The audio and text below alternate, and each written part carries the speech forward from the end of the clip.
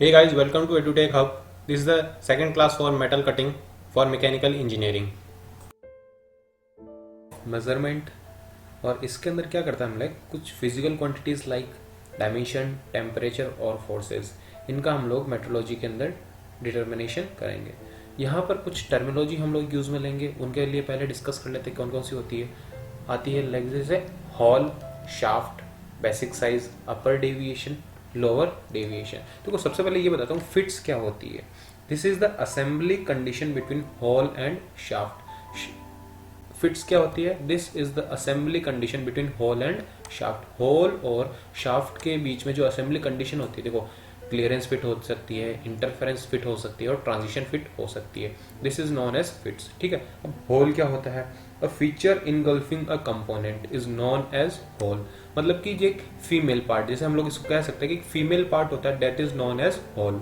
और वहीं अगर मैं शाफ्ट की बात करूंगा, feature being engulf by a component it is known as shaft. ठीक है, अब बात अपने पास देखो एक basic size. This is the minimum size और this is the reference size from which all the dimensions are measured. देखो लोअर डेविएशन भी हम लोग बेसिक साइज से डिफाइन करेंगे, अपर डेविएशन होगा तो वो भी हम लोग बेसिक साइज से डिफाइन करेंगे, जीरो लाइन होगा वो भी हम लोग बेसिक साइज से डिफाइन करेंगे। अब देखो जीरो लाइन क्या होती है? This is the straight line corresponding to the basic size. Zero line क्या होती है अपने पास? This is the straight line corresponding to basic size, it is known as zero line. देखो अपर डेविएशन क्या होता है अपने पास? देखो सबसे पहले तो मैं डिफाइन करता हूँ डेविएशन क्या होता है। It is the algebraic difference between minimum size and it is the algebraic difference between basic size and the given size. Given size में भी मिनिमम साइज और मैक्सिमम साइज है ना। अब देखो अपर डेविएशन क्या होता है?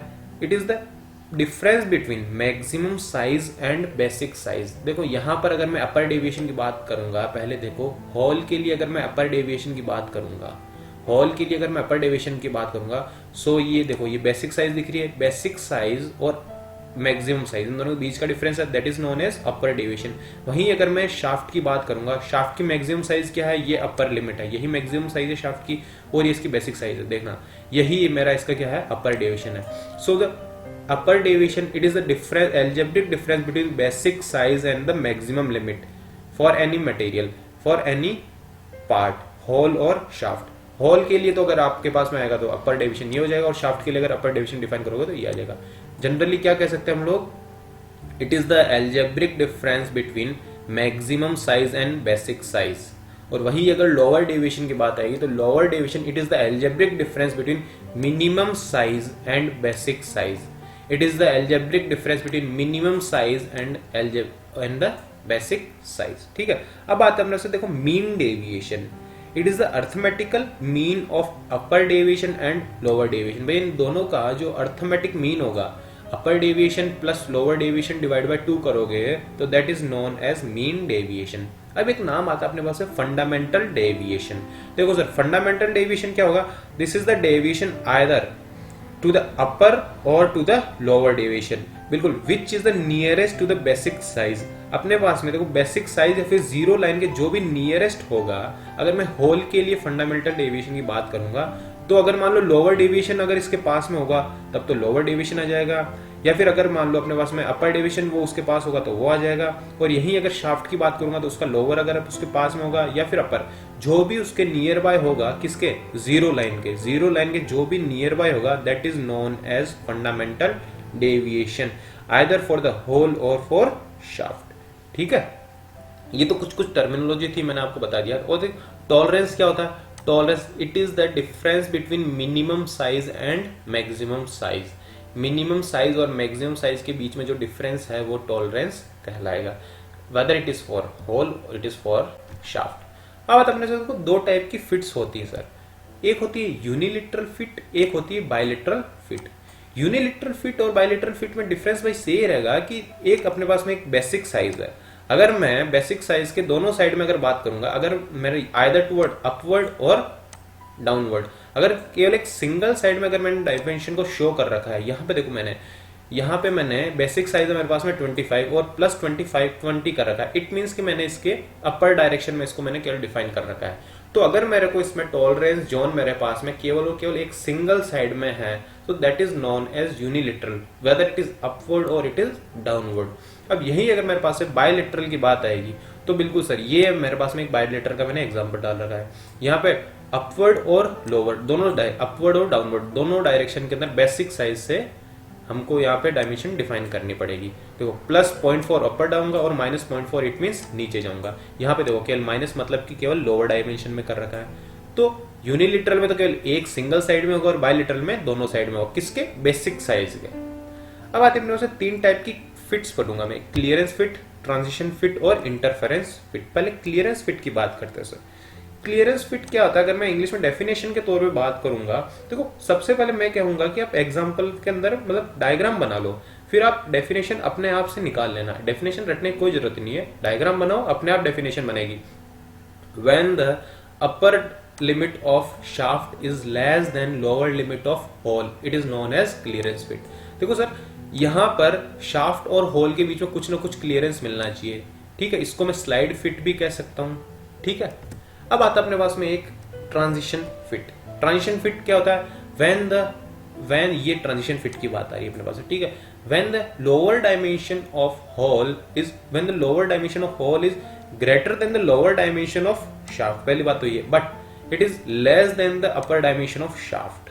शाफ्ट की अपर डायमेंशन से तो छोटा होना चाहिए और शाफ्ट की लोअर डायमेंशन से बड़ा होना चाहिए। क्या?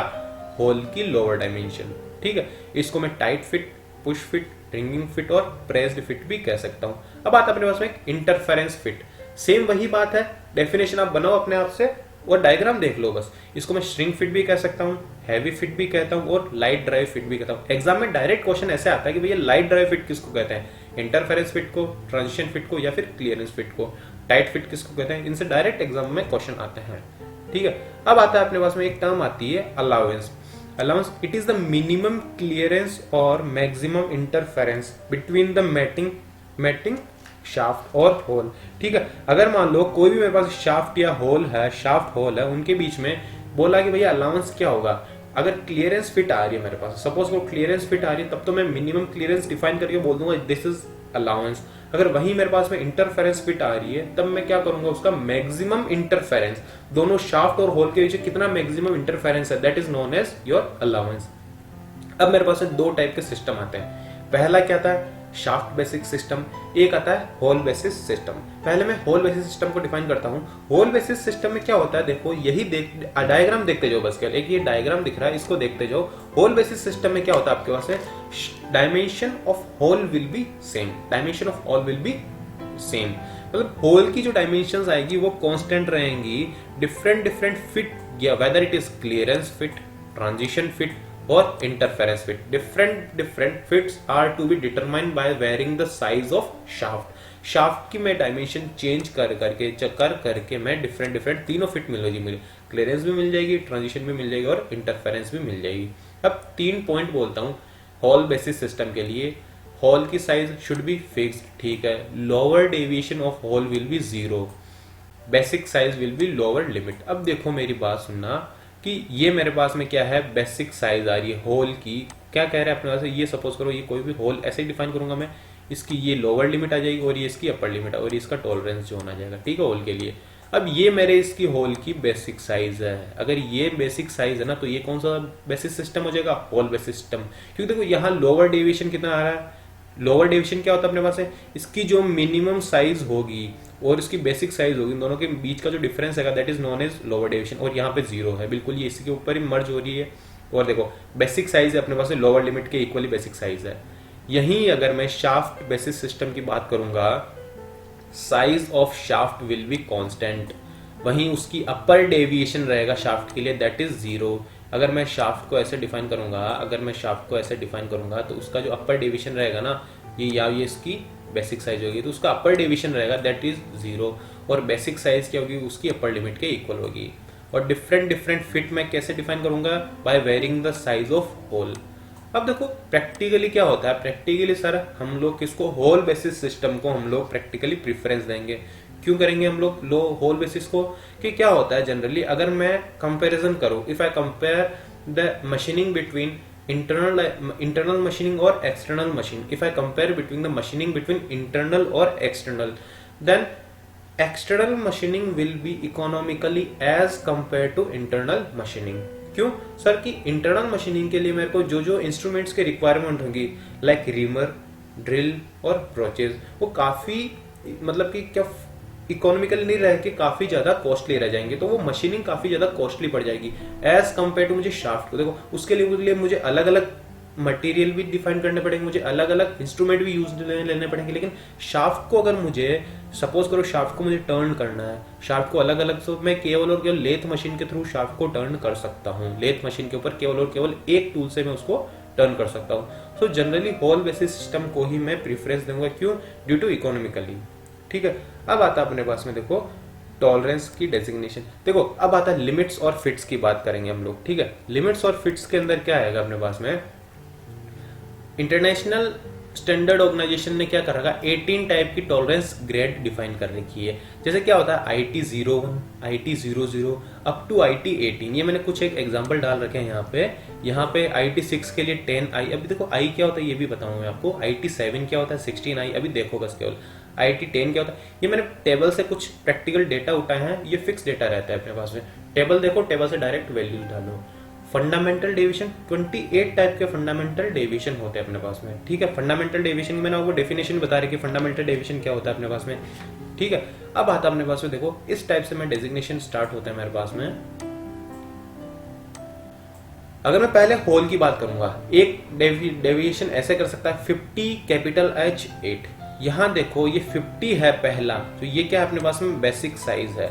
जो पहले दो करेक्टर न्यूमेरिकल करेक्टर दिख रहे हैं ये क्या है, बेसिक साइज है। ये कैपिटल H दिख रहा है, ये क्या आपके पास है, फंडामेंटल डेविएशन का टाइप है। आपको 1 2 3 टेबल मिलेगी, उन टेबल के थ्रू देखना पड़ेगा। मैं बताऊंगा कि फंडामेंटल डेविएशन टेबल के थ्रू हम लोग कैसे देख सकते हैं। अब यहाँ आ रहा है अपने पास जो 8 दिख रहा है आपको, ये कैपिटल ये H8 दिख रहा है ना, ये उसकी IT ग्रेड है। देखो IT 6, IT 7, ये देखो 8 आ रहा है, इसका मतलब IT 8 को आपको देखना पड़ेगा यहाँ पर। समझ में आ रही बात? अब ये टोटल H8 है, ये टॉलरेंस ग्रेड बोलता हूं मैं इसको ओवरऑल को मैं क्या बोलूंगा, टॉलरेंस ग्रेड बोलूंगा। ये किसके लिए डिफाइन हुआ है, होल के लिए। क्यों, ये बाद में बताऊंगा। क्योंकि यहाँ कैपिटल लेटर आ रहा है ना, तो कैपिटल लेटर जहां आ जाएगा वो हमेशा किसके लिए, होल के डिफाइन होगा। और वहीं देखो अगर स्मॉल लेटर आ जाएगा, इस वाले डायग्राम में देखो, इस वाले के अंदर देखो, वहीं अगर स्मॉल लेटर आएगा that will be for shaft. समझ गए? अब यहाँ आ रहा 50। देखो ये 50 तो क्या होगी मेरे पास, बेसिक साइज हो गई। ये F वही फंडामेंटल डेविएशन होगा, F लेटर। अब यहाँ अगर 7 न्यूमेरिकल और IT ग्रेड, तो यहाँ मैं IT 7 की बात करूंगा। दिख रहा है या 7 तो मैं IT 7 की बात करूंगा। ये हुआ केवल और केवल शाफ्ट के लिए। अब फिट आता है, देखो फिट के लिए मैंने पहले ही डिफाइन कर दिया था। क्या डिफाइन किया था? फिट मतलब कि जो शाफ्ट और होल के बीच जो असेंबलेज होगी that is known as fit. ठीक है, अब आता 50 H8F7। यहाँ 50 सेम टू सेम में क्या है, बेसिक साइज है। कैपिटल H हमेशा मिलेगा, कैपिटल लेटर जहां आ जाएगा वो हमेशा होल के लिए डिफाइन करेगा। वही अगर स्मॉल लेटर आ जाएगा वो हमेशा किसके लिए, शाफ्ट के लिए डिफाइन करेगा। शाफ्ट टॉलरेंस है आपके उसमें 7 के ऊपर जाओगे और होल टॉलरेंस है 8 के ऊपर। तो H8 देखोगे, IT8 को देखोगे, IT7 को देखोगे। ठीक है, ये अपनी टॉलरेंस ग्रेड होती है। अब देखो आपको एग्जाम में एग्जांपल दे दिया कि 50F7, सपोज करो 50F7 दे दिया, ये एग्जांपल दे दिया। अब बोला कि इसके लिए आप इसका फंडामेंटल डेविएशन बताओ, होल टॉलरेंस बताओ, जो भी आपको वैल्यू की अपर लिमिट बतानी है, लोअर लिमिट बतानी है। बस आपको बेसिक साइज गिवन है और एक साइन दिया हुआ F7। तो कैसे डिफाइन करोगे? सबसे पहले एक टेबल मिलेगी आपको, उस टेबल में खूब सारी डायमीटर लिखोगी होगी। अब 50 किस दो डायमीटर के बीच में आ रहा है, सपोज करो 50 आ रहा है आपके पास में, 40 और 60 के मिड में आ रहा है, तो इसकी मीन डायमीटर जिसको मैं बोलूंगा, तो 60 मल्टीप्लाई बाय 40 करोगे तो उसकी मीन डायमीटर आ जाएगी। अगर सपोज करो 51 और 55 के मिड में आ रहा है तो उसकी जो भी मीन डायमीटर आएगी वो आप इसके अंदर डाल देना। ये पहली स्टेप हुई आपकी मीन डायमीटर निकालने की। अब सेकंड स्टेप में क्या निकालना मुझे, I। एक फॉर्मूला होता है I = 0.45 cube root of D plus 0.001 D। ये वैल्यू आपको माइक्रोमीटर में मिलेगी, ये बात हमेशा याद रखना, ये वैल्यू आपको माइक्रोमीटर में मिलेगी। अब D क्या है यहाँ पे, मीन डायमीटर। मीन डायमीटर की वैल्यू यहाँ पुट कर दो, आंसर मिल जाएगा। अब देखो ये I मिला है ना, यहाँ क्या गिवन है आपके पास, F7 गिवन है। इट मींस आपको IT ग्रेड के अंदर, IT जो भी टेबल है, टॉलरेंस ग्रेड टेबल है, उसके अंदर IT 7 के अंदर जाना पड़ेगा। IT 7 में जाके या 16I गिवन है यहाँ पे। अब ये 16I है तो I को आप 16 से मल्टीप्लाई करोगे आई को 16 से मल्टीप्लाई करोगे आपको टॉलरेंस मिल जाएगा। तो टॉलरेंस क्या बताया था मैंने, डिफरेंस बिटवीन मैक्सिमम लिमिट और मिनिमम लिमिट। देखो ये सपोज करो अगर मैं शाफ्ट की बात करूंगा तो ये वाला जो मिनिमम, ये वाला जो डिफरेंस आ रहा है, this is known as tolerance. ठीक है, अब आते हैं फंडामेंटल डेविएशन, मतलब कि जो आपकी बेसिक साइज, सपोज करो बेसिक साइज है, उससे इसकी जो मिनिमम डिस्टेंस है या फिर ये वाला डिस्टेंस है, वो कितनी डिस्टेंस आ रही है, मिनिमम डिस्टेंस। तो फंडामेंटल डेविएशन के लिए भी आपको एक टेबल गिवन होगी और उस टेबल के थ्रू आपको ये देखना पड़ेगा कि IT7 या फिर F7 के अंदर, उसके अंदर मीन डायमीटर की वैल्यू गिवन होगी। जो डी के अंदर एक जैसे ये वाला फॉर्मूला आया था वैसा का वैसे आप उसके फॉर्मूले में वैल्यू पुट कर देना और वैल्यू पुट करके आपको फंडामेंटल डेविएशन मिल जाएगा। तो उसके थ्रू आपको बेसिक साइज से उसका डेविएशन मिल जाएगा। अगर सपोज करो उसकी लोअर लिमिट 0 है तब तो बहुत बेटर चीज है, अपर लिमिट 0 है तब तो और भी बेटर चीज है। जो भी होगा आपको उस टेबल के जब न्यूमेरिकल सोल्व करेंगे हम लोग उसके ऊपर, तो उसके अंदर अच्छे से आपको डिफाइन करके बताऊंगा। ठीक है, अब आता अपने देखो एक फंडामेंटल डेविएशन की मैंने टेबल बता रखी है, ये मैंने पहले ही बता दिया था। कैपिटल लेटर सर जहां आएगा दैट इज फॉर होल, और वहीं अगर स्मॉल लेटर आएगा दैट इज फॉर शाफ्ट। ठीक है, एटर अब देखना यहाँ पे letter A to G will known as over size hole. क्यों सर, ये देखो बेसिक साइज से अपर डायरेक्शन में जा रहे हैं ना, ऊपर है, ज्यादा रटने की जरूरत नहीं, नॉर्मल डायग्राम देख लो यही, इसलिए मैंने स्लाइड के अंदर डायग्राम डाला है। डायग्राम देख लो, मेन क्या है कि डायग्राम से फील आ जाएगा आपको। A to G जाओगे तब तो वो ओवर साइज होल कहलाएगा। वहीं अगर मैं होल के लिए from P to Z C जाऊंगा तो वो अंडर साइज होल होएगा। ठीक है, क्योंकि होल ऐसे डिफाइन होता है ना होल। तो ये बेसिक साइज अगर आपके पास में सपोज करो ये बेसिक साइज आ रही है और ये बेसिक साइज से ऊपर ऊपर जा रहा है, होल बेसिक साइज से ऊपर ऊपर जा रहा है तब तो ये ओवर साइज हो जाएगा, और अगर ये इससे नीचे जा रहा है तब अंडर साइज हो जाएगा। ठीक है, वहीं अगर मैं शाफ्ट की बात करूंगा तो ये देखना letter from A to G जाऊंगा तब तो ये अंडर साइज जस्ट अपोजिट हो जाएगा उसे। उसके A to G तो क्या था, ओवर साइज था, यहाँ पे A to G under size हो जाएगा। किसके लिए, शाफ्ट के लिए। सुनते रहना है ना। वहीं अगर मैं letter from M to ZB जाऊंगा तो वहां मुझे क्या, ओवर साइज शाफ्ट मिल जाएगी। समझ रहे हो बात को, just opposite to the variation in the hole. ठीक है, capital is letter is used for hole and small h is used for shaft. ठीक है, अब देखो कैपिटल H जहां ये फिक्स है, कैपिटल H जहां आ जाएगा वहां देखो ये दिख रहा है, तो उसकी देखो यहाँ बेसिक लाइन 0 लाइन के ऊपर ये इसकी बेसिक साइज बिल्कुल टच कर रही है। इट मींस इसकी जो लोअर लिमिट है वो क्या है, 0 है, whose फंडामेंटल डेविएशन इज 0। बिल्कुल सर, फंडामेंटल डेविएशन मैंने क्या बताया था कि इसको जो मिनिमम डायमेंशन है उसकी मिनिमम डायमेंशन है और जो बेसिक साइज है या फिर 0 लाइन है, उन दोनों के बीच का जो डिफरेंस है that is known as fundamental deviation. अब इस डायग्राम में आपको दिख रहा होगा जो एक कैपिटल H है ये बेसिक लाइन के बिल्कुल पास में है, टच में है, तो इसका देखो लोअर लिमिट 0 है तो फंडामेंटल डेविएशन 0 हो गया। वहीं अगर मैं शाफ्ट की बात करूंगा तो उसकी अपर लिमिट देखो 0 दिख रही है, अपर लिमिट अगर 0 दिख रही है और उसका भी देख लो फंडामेंटल डेविएशन 0 हो गया। मैंने बोल दिया था ना आपको जब वो डायमीटर की स्टेप बताई थी मैंने, उसके अंदर भी बताया था कि फंडामेंटल डेविएशन आपको फिक्स या तो टेबल में दे देगा, अगर टेबल नहीं देगा तो आपको ये दे देगा कैपिटल H या फिर स्मॉल h लेटर दे देगा। अब देखो होल के लिए मैक्सिमम मेटल लिमिट क्या होती है, होल के लिए मैक्सिमम मेटल लिमिट होती है उसकी लोअर लिमिट। फील करो इस चीज को कि ये मेरे पास है, सपोज करो मैंने एक होल बनाया है, इसके अंदर मैंने क्या किया, ये इसकी अपर लिमिट थी और ये इसकी लोअर लिमिट थी। होल तो ऐसा बनेगा ना मेरे पास, ये देखना ये एक ऐसा ही तो होल होता है, ऐसे तो डिफाइन करता हूं भैया मैं इसको। ठीक है, अब मेरे को मैक्सिमम मेटल कब मिलेगी, जब इसकी लोअर लिमिट होगी ना, वही तो डिसाइड करेगी मैक्सिमम मेटल लिमिट को। लोअर लिमिट और कम कर दो तो यहाँ ये वाला मटेरियल पहले इतना था, अब ये थोड़ा ज्यादा हो गया ना मटेरियल।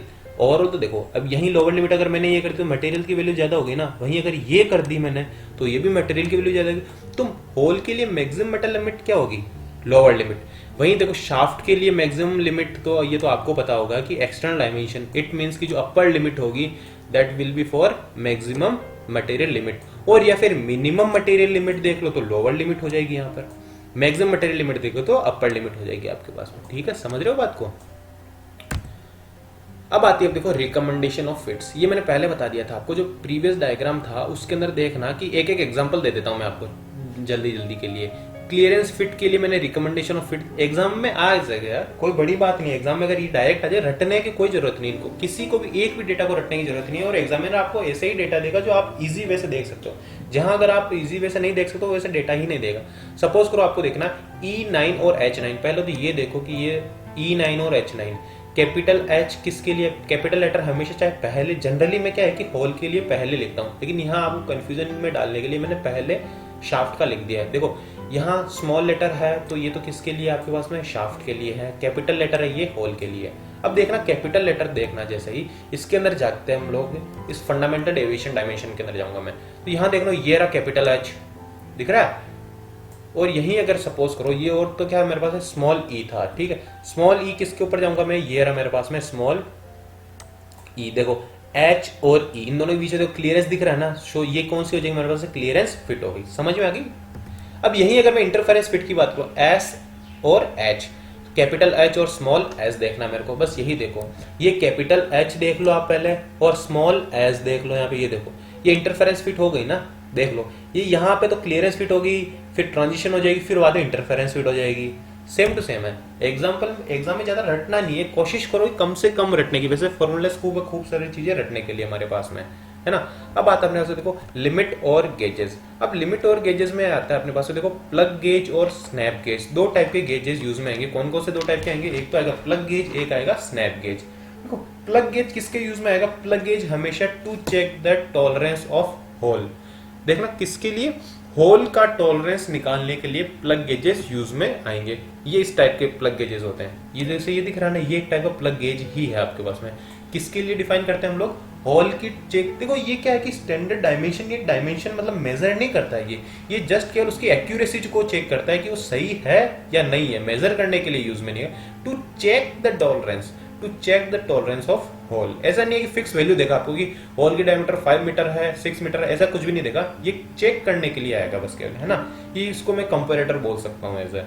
और स्नैप गेज, गैप गेज और रिंग गेज, ये क्या होता है अपने पास इस टाइप के, to check the tolerance of shaft. देखो शाफ्ट के अंदर ही जाएगा तभी तो ये चेक कर सकेगा। अब देखो इसके अंदर दो टाइप के गेज आते हैं, सुनते रहना बहुत बढ़िया बात है। दो टाइप के गेज आएंगे अपने पास में। एक आता है गो गेज, बहुत ज्यादा कंफ्यूजन में रहते हैं हम लोग। एक आता है गो गेज, एक आता है नो गो गेज। सुनना, एक आता है गो गेज और एक आता है नो गो गेज। सबसे पहले मैं इसके लिए आपको टेलर्स प्रिंसिपल बताऊंगा। इस टेलर्स प्रिंसिपल के लिए, गो गेज के लिए क्या टेलर साहब ने क्या कहा था, गो गेज हमेशा ऐसे डिजाइन करूंगा मैं कि वो मैक्सिमम मेटल कंडीशन को फुलफिल करे। गो गेज हमेशा ऐसे डिफाइन करूंगा कि वो मैक्सिमम मेटल कंडीशन को फुलफिल करे। वहीं अगर मैं नो गो गेज की बात करूंगा तो वो मिनिमम मेटल कंडीशन को फुलफिल करे। देखो एक बात रट लो, दूसरी बात को क्या है उसका जस्ट अपोजिट कर देना। गो गेज हमेशा किसके लिए, मैक्सिमम मेटल कंडीशन को फुलफिल करना चाहिए according to Taylor's principle. Exam में डायरेक्ट भी पूछ सकता है, इनडायरेक्टली भी पूछ सकता है। Maximum metal condition go gauge के लिए। अब अगर मैं गो प्लग गेज की बात करूंगा, गो प्लग गेज की बात करूंगा तो उसमें गो प्लग गेज की बात करूंगा तो देखो प्लग गेज के अंदर क्या, गो के लिए पहले तो ये तो मैक्सिमम मेटल कंडीशन बताई थी मैंने आपको, क्या मैक्सिमम मेटल कंडीशन बता दी थी। अब प्लग गेज आता है किसके लिए यूज में आएगा, होल के लिए, टू चेक द होल। अब होल के लिए मैक्सिमम मेटल कंडीशन क्या होती है, लोअर लिमिट होती है। तो गो गेज किसको डिसाइड करेगा, लोअर लिमिट को। बात खत्म वहीं पे। गो गेज किसको डिसाइड करेगा, लोअर लिमिट को। प्लग गो गेज किसको डिसाइड करेगा, लोअर लिमिट को। वहीं प्लग नो गो गेज किसको डिसाइड करेगा, अपर लिमिट को। समझ के बात। वहीं अगर स्नैप, गैप या फिर रिंग गेज की बात करूंगा, किसके लिए डिफाइन करेंगे, ये शाफ्ट के लिए डिफाइन करेंगे। और मेरी बात सुनना, अगर वहीं मैं शाफ्ट के लिए डिफाइन करना चाहूंगा किसको, गो गेज और नो गो गेज को। देखो शाफ्ट के लिए गो गेज क्या बताया था मैंने, देखो शाफ्ट के लिए मैक्सिमम मेटल कंडीशन उसकी अपर लिमिट बताई थी। शाफ्ट के लिए मैक्सिमम मेटल लिमिट हमेशा मैंने अपर लिमिट बताई थी। तो वहीं अगर मैं गो गेज की बात करूंगा तो गो गेज मैंने क्या बताया था, मैक्सिमम मेटल कंडीशन। टेलर साहब ने वही बोला था, क्या बोला था कि मैक्सिमम मेटल जो कंडीशन होगी वो गो गेज फुलफिल करना चाहिए। तो स्नैप गो गेज क्या करेगा, उसकी अपर लिमिट को डिफाइन करेगा। स्नैप नो गो गेज क्या करेगा, उसकी लोअर लिमिट को डिफाइन करेगा। समझ में आगे बात, बहुत परफेक्ट बात थी ये। नहीं हो तो इसको एक बार वापस सुन लेना इसको अच्छे से, क्योंकि ये क्या है एग्जाम में क्वेश्चन बनता है इससे और खतरनाक तरीके से कंफ्यूजन क्रिएट होता है वहां पर। अब आता है अपने पास में देखो गेज टॉलरेंस। ये न्यूमेरिकल डेटा के लिए जो अपनी बाद में डिटेल में क्लासेस होगी उसके लिए सब कुछ बताऊंगा।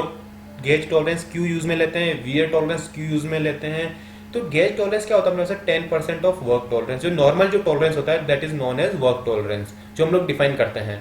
और वियर टॉलरेंस क्या होता है 5% ऑफ वर्क टॉलरेंस। ये मैंने पहले बता ही चुका हूं कि टेलर्स प्रिंसिपल क्या था। अब देखो फिलर गेज, एक टाइप का गेज आता है फिलर गेज। फिलर गेज क्या आता है? A feeler gauge it is used to check the thickness of clearance. इस टाइप का एक फिलर गेज होता है, उसमें क्या होता है खूब सारी की स्ट्रिप्स होती है। देखो ये अलग अलग डायमेंशन की स्ट्रिप्स है, तो जैसे मेरे को जिस टाइप की थिकनेस मेजर करनी है उसके अंदर मैं इसको फिलअप कर दूंगा, और अगर ये फिक्स आ रही है तो ठीक है, अगर नहीं आ रही तो उसके अंदर क्लियरेंस है तो उसको मेरे को कुछ ना कुछ और प्रोवाइड करना पड़ेगा। So a feeler gauge is used to check the thickness of any clearance. अब आती है मेरे से, देखो मैं पहले में 2 टर्म यूज में लूंगा, फिर बाद इस थर्ड को अकेले को बताऊंगा आपको। एक्यूरेसी और प्रोसीजन, एग्जाम में खूब टाइप से क्वेश्चन आता है एक्यूरेसी और प्रोसीजन, डायरेक्ट केवल और केवल किस पे, इसकी केवल और केवल इसकी डेफिनेशन बेस पे क्वेश्चन आएगा और कंफ्यूजन क्रिएट होएगा कि अभी सर एक्यूरेसी क्या थी और प्रोसीजन क्या थी।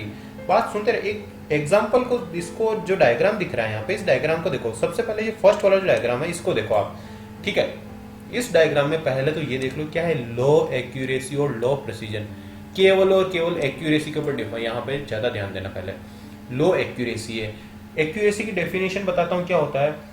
It is the ability of measurement, it is the ability of measurement to match the actual value of the given quantity being measured. It means जो एक्चुअल क्वांटिटी है, जो रियल क्वांटिटी है, उसको कितना अच्छे से मैच करता है, this is known as accuracy. जो एक्चुअल क्वांटिटीज है उसको कितना अच्छे से मेजर करता है, वो उसके कितना नियर बाय है, दैट इज नोन एज, जो जितना ज्यादा नियर बाय होगा वो एक्यूरेट डेटा होगा आपके पास में। देखो यहां पर देखो, ये बिल्कुल इसके नियर बाय आ गया ना, ये आपके एक्चुअल डेटा था, ये आपका मेन फोकस यहाँ पर था कि यहाँ पे लाना आना चाहिए मेरे को, लेकिन अपना यहाँ पर नहीं आया ना, तो ये क्या है कि लो एक्यूरेसी है। देखो खूब सारी एक्यूरेसी नहीं है यहाँ पे, बिल्कुल लो एक्यूरेसी, केवल एक डेटा ही यहाँ पर आया है, तो काफी लो एक्यूरेसी है।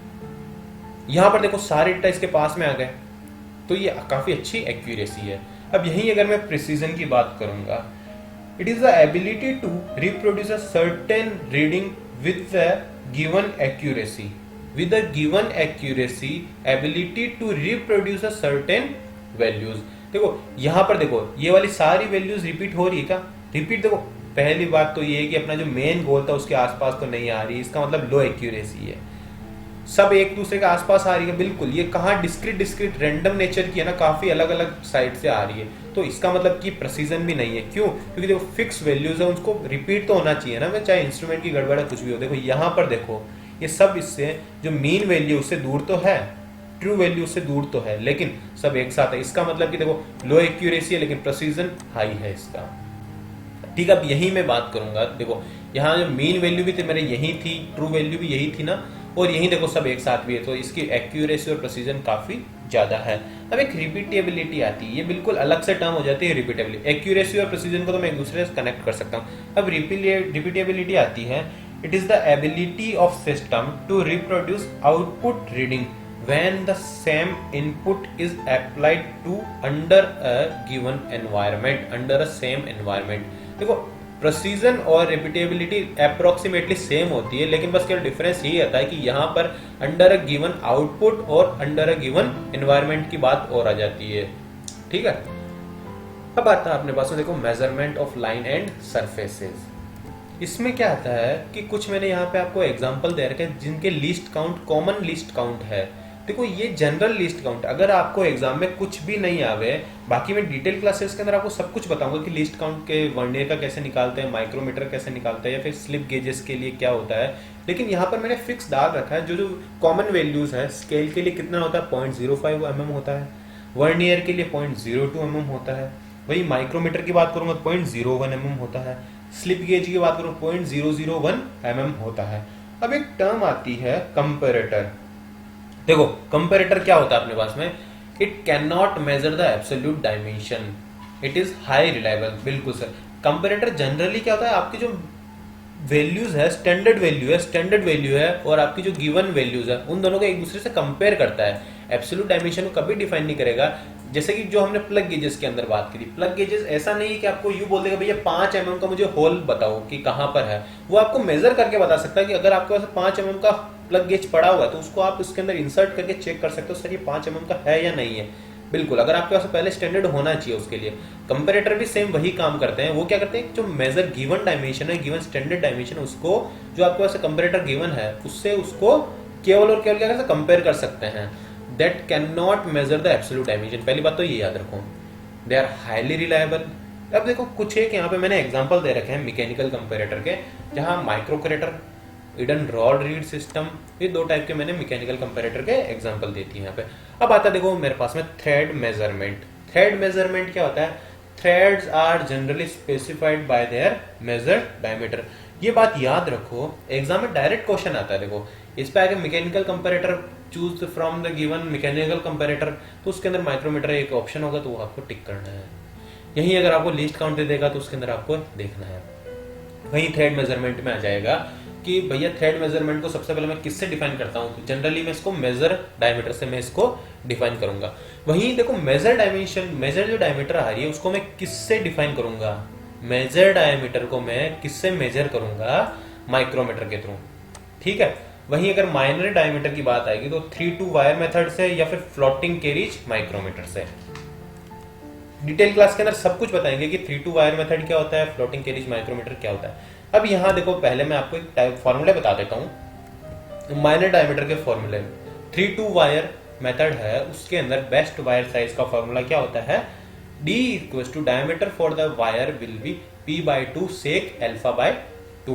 वहां alpha equals to 60 degree angle for isometric thread, ये फिक्स है आइसोमेट्रिक थ्रेड के लिए अल्फा इक्वल्स टू 60। जब भी अपने पास में मशीन डिजाइनिंग क्लास चलेगी तो उसके अंदर मैं आपको सारी थ्रेड के लिए बता दूंगा कि किसके लिए कितना एंगल होता है। जैसे एक्मे के लिए 29 डिग्री होता है, बटरेस थ्रेड के लिए 90 डिग्री होता है, तो किस किस थ्रेड के लिए कितना कितना एंगल होगा वो भी मैं आपको बता दूंगा।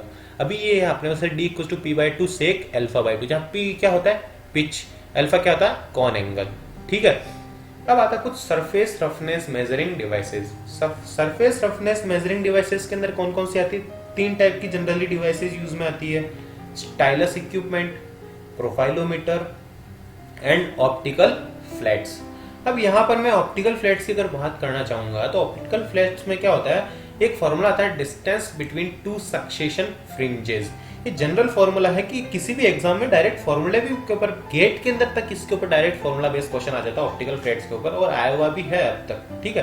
तो ये मोनोक्रोमेटिक लाइट का प्रिंसिपल है, उसके ऊपर डिफाइन, प्रिंसिपल के ऊपर डिफाइन करेगा ये। और इसके अंदर देखो इंटरफेरेंस एक प्रिंसिपल होता है। इंटरफेरेंस हमने 11th-12th क्लास में पढ़ रखा होगा, जिसको व्यतिकरण कहते हैं। इंटरफेरेंस जो फॉर्मूला, सॉरी इंटरफेरेंस जो प्रिंसिपल होता है उसके ऊपर बेस्ड होते हैं ये ऑप्टिकल फ्लैट्स। तो इसके अंदर फॉर्मूला आता है डिस्टेंस बिटवीन 2 सक्सेसिव फ्रिंजेस का फॉर्मूला होता है λ/2, where lambda is the wavelength of monoatomic light. कौन सी लाइट यूज में लूंगा मैं, मोनो एटॉमिक लाइट यूज में लूंगा। वहीं delta H equal to n λL/2, where delta is difference between height between 2 edges. L क्या है, सेपरेशन ऑफ एजेस, लैम्डा मैंने पहले ही बता दिया था, और n क्या है, नंबर ऑफ फ्रिंजेस। अब देखो मैं यहाँ पे कुछ डिवाइसेस बता रहा हूँ आपको, इस स्लाइड में कुछ डिवाइस बता रहा हूँ, तो उनके क्या क्या मेन यूजेस हैं। एग्जाम में डायरेक्ट क्वेश्चन पूछ लेगा इससे आपको कि भैया ये कुछ डिवाइस यदि बोला कि टेलीसर्फ दे दिया तो किसके लिए यूज में आता है, प्लेनीमीटर दे दिया तो किसके लिए यूज में आएगा। डायरेक्ट फॉर्मूला बेस्ड, तो मतलब यहाँ पे कंसेप्ट बेस्ड डायरेक्ट क्वेश्चन आएगा। क्या होता है Talysurf, it is based upon generated noise. Roughness को डिफाइन करता है, किसको डिफाइन करता है, रफनेस को।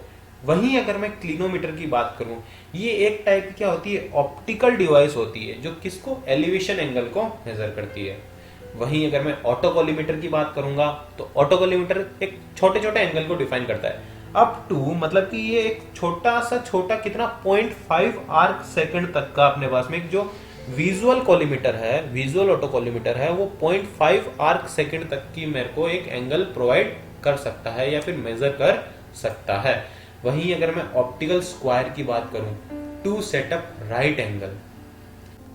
This session ends here. In the next class we will discuss about rolling, forging, extrusion and drawing. Thank you.